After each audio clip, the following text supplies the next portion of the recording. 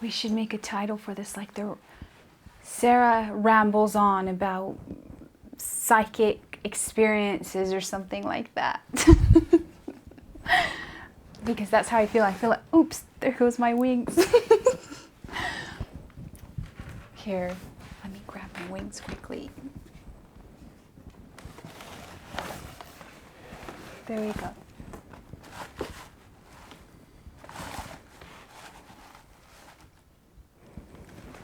There. It's funny because I was collecting feathers. Every time I walk, I find a feather. I pick up the feather and think, every time I pick up the feather, it's like reinforcing my aura and my energetic wings, and it's helping me to float. It's the universe offering me gifts in a way. So I've been doing that. But this is blog. Go ahead. 10, I would say. I got it wrong last time. I said blog 8. Blog 10. Wow, we've got stuck on 8 twice or something, didn't we? Yeah. Okay. Well, are we recording right now, by the way? Oh, everybody's gonna have a laugh, aren't they? Okay, so today, I'm just going to ramble on about everything that I experienced and about my my visit to the acupuncturist and some amazing things that happened there. And I got a light treatment, and then I'm going to go ahead and explain about clearing the chakras. And I think I'm just going to just ramble on about everything that comes to me within the week. So I did do a lot, as everyone knows, I did do a lot of research and a lot of studying on what I think this planet is plagued by, an energetic virus that affects the DNA of humanity, and I believe it aligns to many of the past on past planets, and it's directly linked to there. I went ahead and have studied this for years. I've connected to it as a child when I was really small and realized what was going on then, because I have memories of previous incarnations on previous planets. It was funny because not long ago, I think in one of my video blogs, that I talked about how they will be finding monuments, stone monuments that align to the ones here on Earth, and they just found a Stonehenge on Mars. So that was quite exciting. And it seems like every time I unlock something on a level, it sort of comes in the news, or it sort of like people tell me about it. So it does show that I'm on the right path, which is really, really good. So that's some exciting news that happened recently, is the discovery of the Martian Stonehenge. By the way, I wanted to say that when I was around 19, I remembered that they had the formations in the same way as the Stonehenge, and we would go and we would stand in them, and we could go from planet to planet like that. They were a sort of teleportation thing. I remember I would go and stand on the stone formation and then teleport to another place. So that was something that I remember. It's funny because right now recording this, I'm having déjà vu. That's really, really good, actually.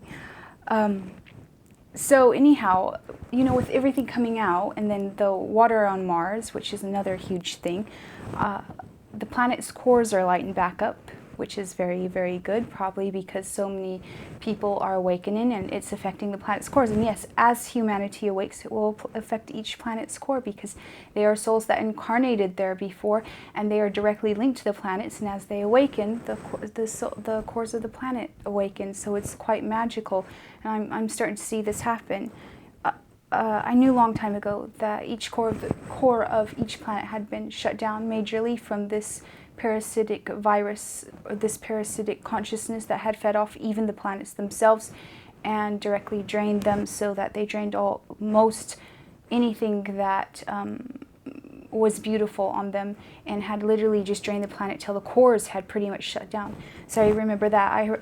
Remember that quite young, and it's very nice to know that there is this is happening again. Water, of course, is aligned to motion, and so emotion and water go together, and the fact that they did let out the news that even though they've said it a couple of years ago, it's still a big thing that they did put it so in the public eye so much recently, because this is letting people know that yes, there's water on Mars, and you know, people might go and delve into that deeper and do some research on these things and find out initially, you know, that they might, how could I put that? They might go ahead and discover more when they research Mars stuff. So it's quite good. I think so many news articles are coming in the media, which are really, really good. I'm really excited about that. I did want to say, for the shooting that just happened, I do believe that's another fair psyop. I think that we should send prayers, definitely. We should do meditation on it, and we should probably let it go. I think pondering on it, sharing pictures of people who are dying, people who are in bad situations isn't good. I know that there is one thing to be aware, but it is one thing to share these sort of pictures, which are disturbing to me, and I will just click on my news feed on social media so I don't see these pictures, because it's quite harming to the soul. And for anybody to share those pictures, I don't care if you're trying to say you're waking up people, I think that that's the wrong thing to do, to share pictures of people suffering over and over again. Or animals or stuff like that. This whole shooting is another fair psyop. I also believe that, like most of the people who are in shootings, there's proof that they were either on antidepressants or they were on all sorts of medications. And then there's proof that some of them are definitely set up for certain things. So I think when we delve deeper, we understand these things, and then we can just pass by them rather than, you know, creating a stir with them more. So I just wanted definitely to say that prayers and meditation, and then just, you know, kind of pass that, let it go, because so many people ponder on stories that happened, on things that happened years and years ago, and it's just really bad. It's really bad because you're bringing that back, and you're making people, when you share these sort of stuff, people look at this stuff and they get panic attacks, they get anxiety, they get fear, they get all sorts. So it's really, really not good, essentially, to do that. That's my thoughts about the shoot-in. I'm sort of doing a rebirth and a renewal, and so many things are changing in my life, and I'm sort of going back to my roots, because like I said, with the whole James Caswell thing, I really sort of lost myself, and the fact that I had really, really harmed myself by putting too much energy into others around me to help them heal, because I know them from either past lives or stuff like that. I have connections to them, so I put so much energy into these things. I think I kind of got off track really, really badly. And I also was speaking to my acupuncturist, who's a very spiritual lady, and she was telling me how sensitive I am, and I'm one of the most empathic people that she's ever worked on. And she said that definitely with me speaking a bit more publicly, that I was also attracting a lot of negative people. As much as I was attracting amazing, high vibrational people who are awake and aware, I was also attracting the gunk. So she was saying that she thought that had a definite effect on me, and I had to learn how to shield the negativity out, and still express myself, and still be positive, and still stream in positive energy. So I guess within the last 2 years, I've learned that with all of this stuff that went on. And it brought me quite down. Like the thing with James Caswell and everything brought me quite down. But I've, you know, it's sort of like a phoenix rising. I went down and then rose back up. So I feel even more stronger now than I did before, which is an amazing thing. So essentially, I did want to talk about my acupuncture treatment called the light treatment. And this is the first time that I get the light treatment. And it was quite magical, and as you can tell, the difference of me right now, previous videos, and I feel like I've kind of awoken back up, which is a very, very lovely thing. This has to do with this energetic virus that I had been trying to understand and trying to overcome and trying to find a solution for, because I think it plagues so many people. And it's funny because I think even the Black Plague somehow is tied to this, because today I was walking and I saw down near the cathedral is because I live near a cathedral, and I actually live on top of the ruins of an old castle. So if this was olden times, it would be like an old castle here. And I realized just recently that a long time ago, they had a passage, a very little passage that went from the castle that would have been here to the cathedral. And they're walking down that passage. I noticed that there are some pictures of when there was the Black Plague. They have some sort of play they put on there. And I realized that just today, that recently, that the Black Plague, I feel, is tied into this. As I also said, many viruses, cancer and a lot of viruses, are tied into this parasitic virus that we are having issues with here on Earth. Anyhow, when the new moon was going, when it was the Blood moon. Yes. Okay. So when the blood moon was going on, I had some dreams that told me I needed to go get acupuncture. I hadn't got it in a couple of years, and it was quite beneficial to me the last time that I got it. I was really not feeling well. I was doing all sorts of stuff, and I still wasn't getting as well as I should have. I did have a long battle with lupus, and my doctors pretty much said that I am pretty much healed of it as long as I don't get too stressed. I'm perfectly fine and perfectly healthy, which I'm very blessed for this. So I had this dream and was told to go see an acupuncturist. So I just walked, and the first acupuncturist clinic I saw, because that's how I am. I'm sort of, I've got this, I'm intuitive, so I'll just walk and go and land on it, and that's the right thing, right place. And I think that that's how it's good to go throughout life like that. So I was walking, and I came across this acupuncturist clinic, and I just walked right in and set up an appointment for a day after that. And I talked a little bit to my acupuncturist. She said I had a weak pulse and that she would be able to help me. I didn't tell her anything about my spiritual stuff or anything. I'm always very aware to see how far people are awakened before I can really speak to them. I won't push it. So that's kind of how I go about it. I don't just throw it in their face. I don't think that that's the right way to go, you know. I think it's about evolution, and especially speaking with people, it's about, you know, you can slip things in and see what they think about it rather than trying to force. I don't believe forcing is good.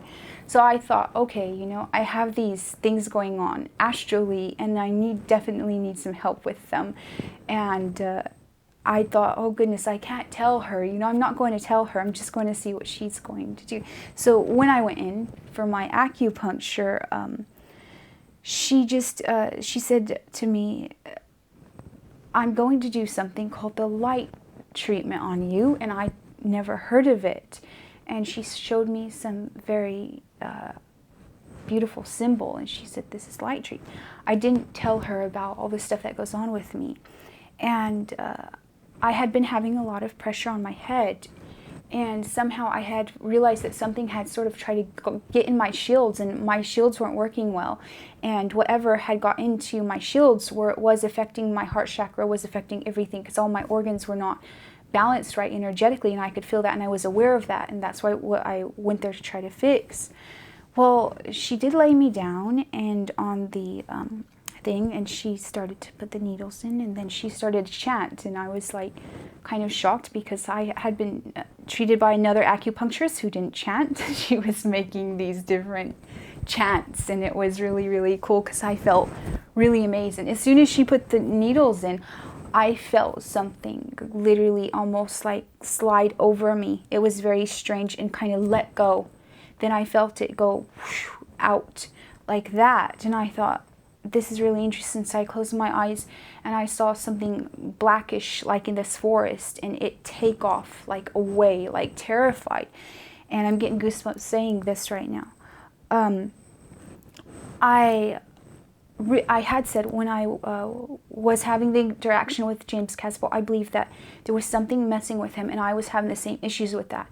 I was trying to overcome it. I had battled with this thing very many times, and a couple of times not winning to it, and thus it having a hit on my health.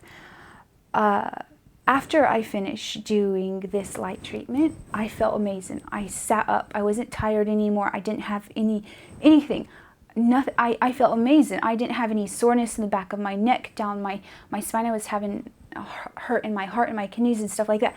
I wasn't having any of that pain. And I sat up like that, and I just jumped up kind of, and she was like, "You're going to adjust. This is going to happen." And she said, "I need to speak to you." So I went and sat down, and she said, "You know what?" She said, "I treat a lot of patients, but," she said, you have this, you had this black oilish goo sort of stuff that was trying to take over you on a level, because it had tried to connect to your spine, but because you were resisting it, it was really, really draining you." She said, so initially, this is very, very interesting, because that's what I thought about the parasitic virus. That's what when I look at people, that's what I see, but I see them fully taken over. My body and my soul was resisting it, so it was essentially pulling my health down as I was battling with it. I was really, really shocked when she told me that, and she said that somehow it had hijacked my shields and got within my shields, so that I was initially, I was cutting myself off from people, energetically, links all the way, because my body, like when you see a predator, it's almost like possum, my body was trying to play possum. It was trying to almost go in a sleep state, so that this predatorial thing wouldn't sense it energetically and wouldn't mess with it. So it was trying to fight it off that way, and it was pretty much trying to function at the lowest it could possibly until it figured out how to cope with this. I found that very, very interesting, because I had just watched a trailer a couple of days before of something I think called, maybe is it called The Host or something, or The Hive, something like that, some new horror movie they just put out, and I'm not going to watch it, but I did definitely watch the trailer. And in there, it was like, once these people be taking over by this black oil substance, they'd all be part of this hive mind. And I believe that when they're not able to be taken over, like in X-Files, where they show, I think it's the French Basque people, by the way, they're not able to be taken over by this stuff, it starts to try to kill them. And I think essentially that's what was happening to me. So after that, I seem perfectly fine. I'm fully energetic. I am not having issues to digest in my food. I'm not having any issues anymore. I've been jumping around and doing things, and I'm feeling extra positive. I do believe that this thing was also trying to mess with me on a thought level, on a thought process, because I was meditating just a while back, and I can hear my own self, my own soul. I'm very aware of, but I felt something trying to cross with that and insert like sort of thoughts and stuff, and I thought, this isn't me. Where's this coming from? Definitely this is not me. I'm very aware of this because I'm very telepathic. So this is not me. This is something else that's trying to hack into me. This is very, very interesting. And for me, with that, I think it's very positive, because I think with energetic medicine, we actually can take care of the issues that we have with people being taken over by things on an energetic level that's manifesting into the literal 3D. I think that we can go ahead and do that. And as we do this, people will be empowered within their dreams, within their astral, within lucid dreaming, and then that will manifest down here, because that's how the dark keep hold. They keep hold of the way, keeping you sad, keeping you depressed, keeping you everything else, and then it manifests down here, because lots of people have more negative dreams. They have their dreams broken, they have their hearts broken, everything, and that's what the dark wants, because then they're perfect tools to be used. They're not they're broken people, and they're broken souls, and they can be used to manifest, because every person in the world can manifest to a certain degree.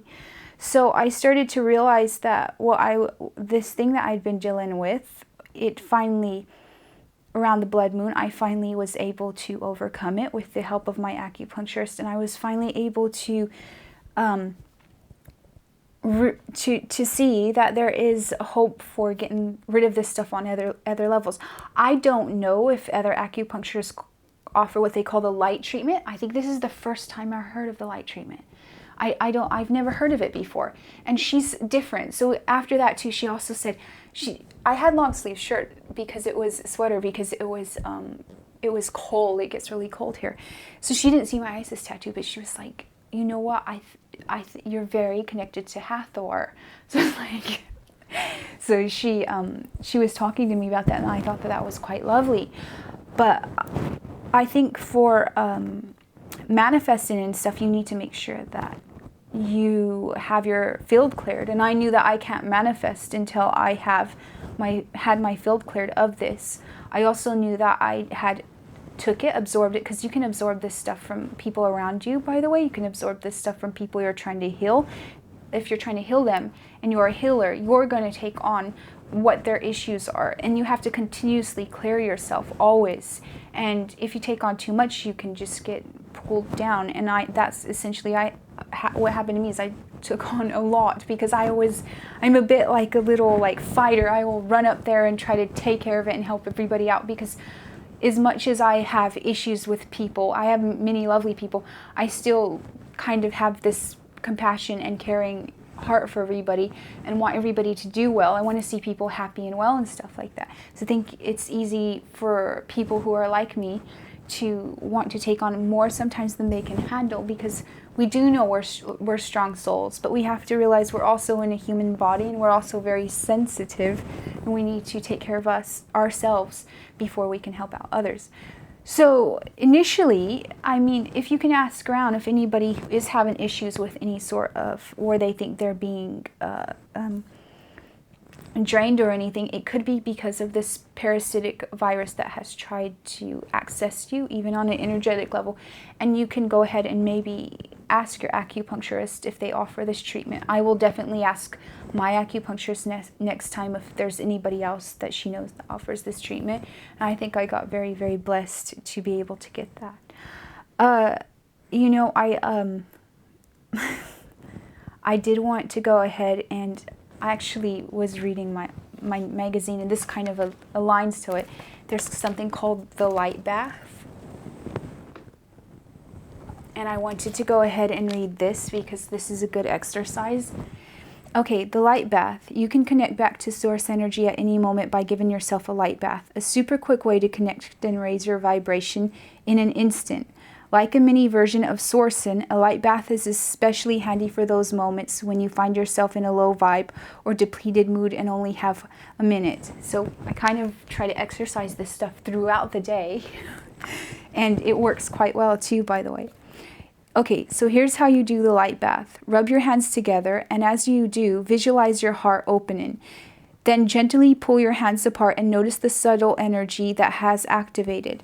This is the connection to source. Place your hands and palms upwards in receiving mode. Gently close your eyes and imagine a big ball of light from the heavens shining down endless amounts of light just for you.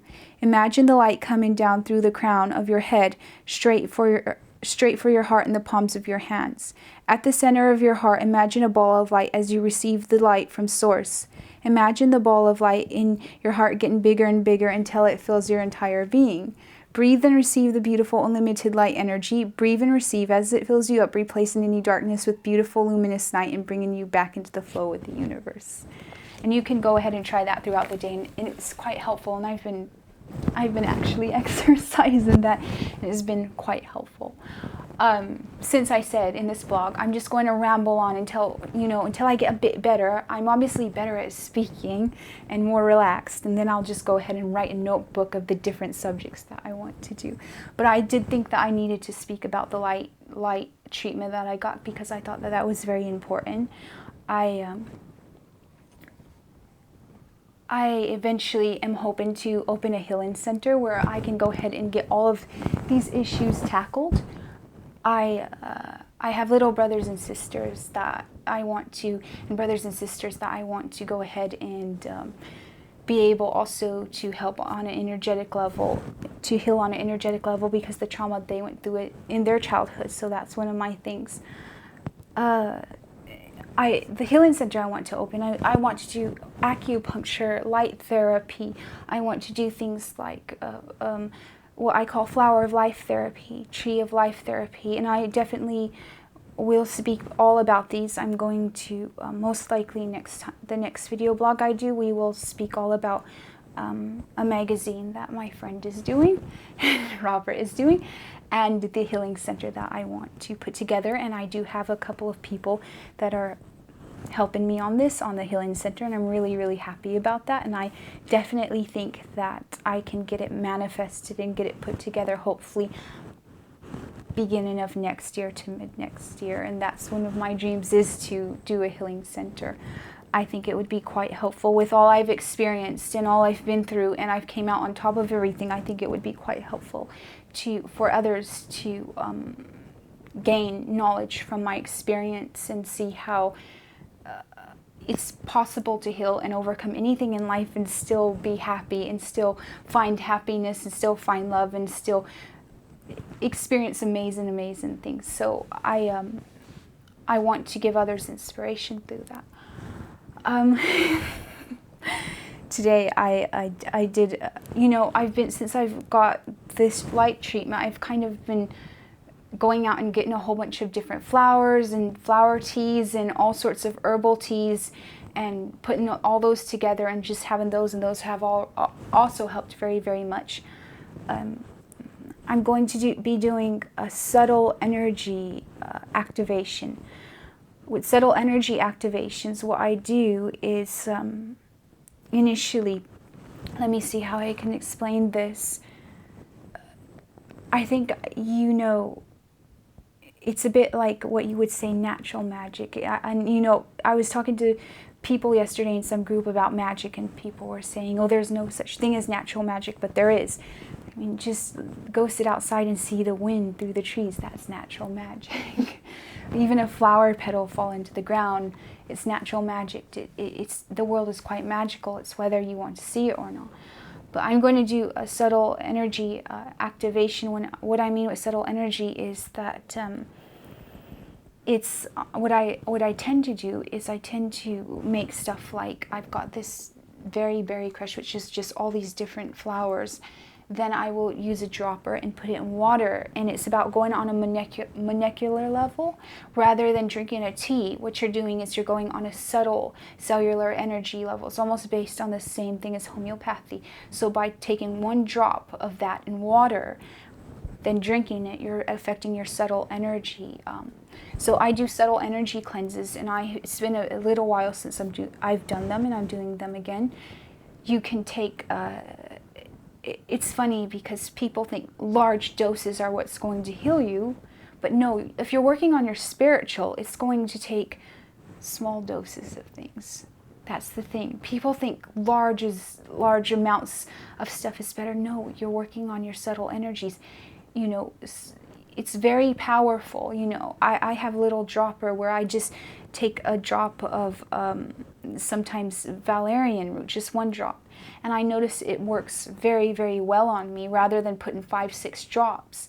I seem to think that those who are very empathic, subtle energy work and subtle energy, even activation, will probably be better for you than thinking everything in large amounts. I see so many people who take so many vitamins, so much of this, when they don't realize that they're just overrunning their body, and to get to access the subtle energies they need less is actually more. It's based on those same theories, homeopathy. And I probably should write a small notebook of how the process I go through this. When I do this, I will make sure that all of my bed sheets are white so that I can process the energy. I will make sure to wear white throughout the day so I can go ahead and have no other energies that are inflicting from close, because when I get very, very sensitive, it seems that colors affect me very, very deeply, and I want light colors, or I want rainbow colors. It's very, very funny because one time I was totally dressed in rainbow when I've done this before.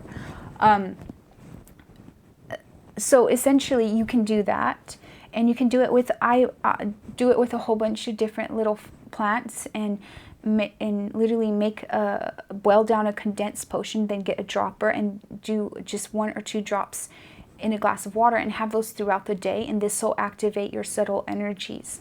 You can do it. Nettle, I was shown that nettle was really good. Vervain was really good. Here I've got, this has, I got this morning, but this has hibiscus, elderberries, grapes, blackberries, black currants, blueberries, cornflower petals, and strawberry pieces. So I'm going to do that with this, and I'll just boil it down and get my dropper and go ahead and do what I call a subtle energy cleanse, and it works quite well. I think, you know, I think I going to end this video probably quite, how long have we done it for already? Quite early maybe. Let me see how long. Oh, it's been like 35 minutes? Not even 35? I guess I can go on a bit longer. People will think that I don't want to speak anymore. That's the thing. Okay, so I guess today I've got so much energy, I think it's just a bit hard for me to sit here today. That's the thing. Let me think. Oh yes, so I have lots of dreams and visions, and I was shown how our heart will, as we heal and as we work on the subtle energies, our heart, it's a muscle, and it tends to get very, if it gets very stressed, it kind of gets a bit hardened, you might say. By working on these things, we can soften our heart, especially working on the subtle energies. We can go ahead and we can soften our heart. And I saw that the rhyme of our heart is very, very important, and that two people, I did see in relationships, I was shown this, that two people who have the rhyme of their heart, their heart's healed, and the rhyme of their heart going almost like a symphony, if they fall in love, the symphony will become almost one together, and it will become very, very powerful. And it won't be a symphony that holds them down, or that is just everything negative. Because I see that there's a lot of negative things when it comes to people falling in love, because I believe they haven't reached higher vibrations, so they don't have higher knowledge of love. So the thing is that if you're healed and you've done so much healing, you can then accept love and give love, because you accept yourself, and you're caring for your body, and you're caring for your spiritual, and you're caring for your heart, so then you can be loved and you can receive love. And I did see that, though that was a very, very powerful symphony, and that was one that dark forces quite dislike, and that's why there's such an attack on heart chakra, the heart chakra, and love in general, and people who are in love, and all sorts of things like that. I've noticed within the last couple of years, so many people who are in love have had major attacks on them, and it's because for us to have a totally lower vibration world, we need essentially, they want us to have broken hearts, have broken spirits and everything like that. So they're like essentially trying to break everybody up that has any sort of heart connection. They want to sort of isolate your heart, sort of make sure that you are not given love, that you're not receiving love. They want to shut your heart down. So there was definitely a huge battle going on for the heart, and I believe now it's alleviating. I do believe towards spring that a lot of major things are going to happen, especially on the heart level, and it's going to be very, very, very positive. So yes, I did want to say that hearts are symphonies, and the more that we heal our hearts, the more beautiful that symphony becomes, and the more heavenly and magical it becomes. And as we walk around, you know, just the simple act of walking through the street, when you have such a beautiful symphony playing from you, it affects everybody around you. And this is why also there's such a war on creativity. This is why they promote artists that have no creativity.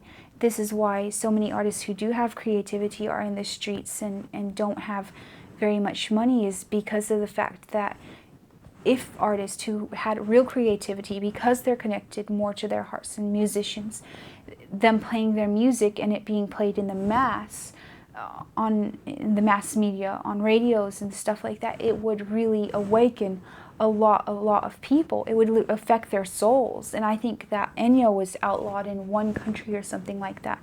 And it's funny because Enya is essentially what I listened to for a long time, and she elevates my soul. And I get goosebumps when I listen to some of her songs because they're quite beautiful.